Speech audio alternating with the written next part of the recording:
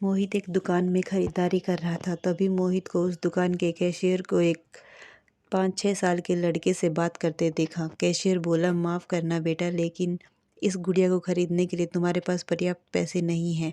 फिर उस छोटे से लड़के ने मोहित की ओर मुड़कर देखा और पूछा, अंकल, क्या आपको भी लगता है कि मेरे पास पूरे पैसे नहीं हैं? मोहित ने उसके पैसे गिने और उससे कहा, हाँ बेटा, ये सच है कि तुम्हारे पास इस गुड़िया को खरीदने के लिए पूरे पैसे नहीं हैं। वह नन्हा सा लड़का अभी भी अपने हाथों में गुड़िया थामे हुए खड़ा था। मोहित से रहा नहीं गया। इसके बाद मोहित उसके पास जाकर पूछता है कि यह गुड़िया वह किसे देना चाहता है। इस पर उसने उत्तर दिया कि ये वो गुड़िया है जो मेरी बहन को बहुत प्यारी है और वह इसे उसके जन्मदिन के लिए उपहार देना चाहता है।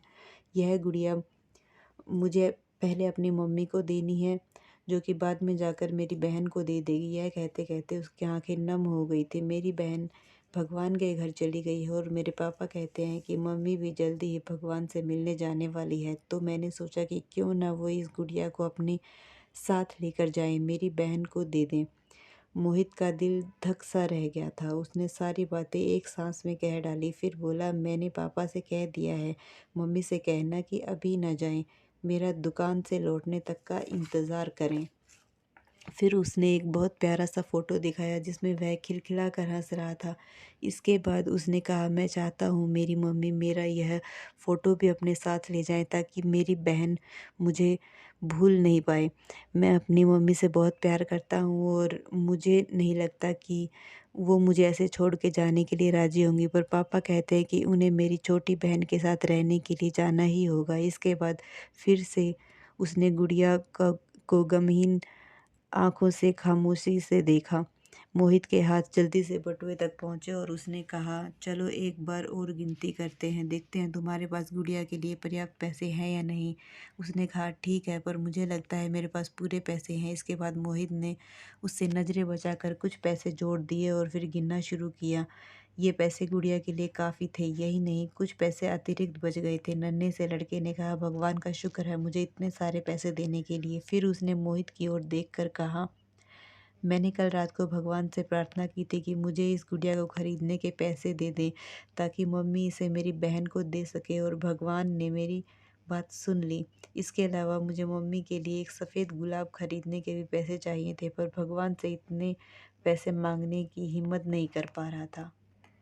पर भगवान ने तो मुझे इतने पैसे दिए हैं कि अब मैं गुड़िया के साथ साथ एक सफ़ेद गुलाब भी खरीद सकता हूँ। मेरी मम्मी को सफ़ेद गुलाब बहुत पसंद है। फिर दोनों वहाँ से निकल गए। मोहित दिमाग में उस छोटे से लड़के को नहीं निकाल पा रहा था। फिर मोहित को 2 दिन पहले स्थानीय समाचार पत्र में छपी एक घटना याद आ गई, जिसमें एक शराबी ट्रक ड्राइवर के बारे में लिखा था, जिसने नशे की हालत में मोबाइल फ़ोन पर बात करते हुए एक कार चालक महिला की कार को टक्कर मार दी थी, जिसमें उसकी 3 साल की बेटी की घटनास्थल पर ही मृत्यु हो गई थी और वह महिला कोमा में चली गई थी। अब एक महत्वपूर्ण निर्णय उस परिवार को ये लेना था कि उस महिला को जीवन रक्षक मशीन पर बनाए रखना है या नहीं, क्योंकि वह कोमा से बाहर निकलकर स्वस्थ हो सकने की अवस्था में नहीं थी। क्या वह परिवार इसी छोटे लड़के का ही था? यह सोचते ही रोम रोम कांप उठा। उस नन्हे लड़के के साथ हुई मुलाकात के 2 दिनों बाद मोहित ने अखबार में पढ़ा कि उस महिला को बचाया नहीं जा सका।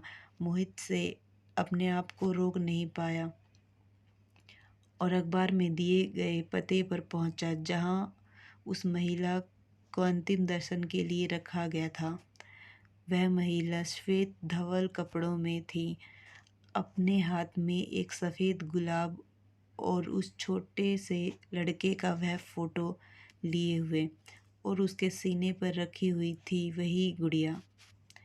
मोहित की आंखें नम हो गई और नम आंखों को लेकर वह अपने घर लौटा। उस नन्हे से लड़के का अपनी माँ और उसकी बहन के लिए जो प्यार था वह शब्दों में बयां करना मुश्किल है, और ऐसे में एक शराबी चालक ने अपने घोर लापरवाही से क्षण भर में उस लड़के से उसका सब कुछ छीन लिया था। कृपया कभी भी शराब पीकर और मोबाइल फ़ोन पर बात करते हुए वाहन न चलाएं।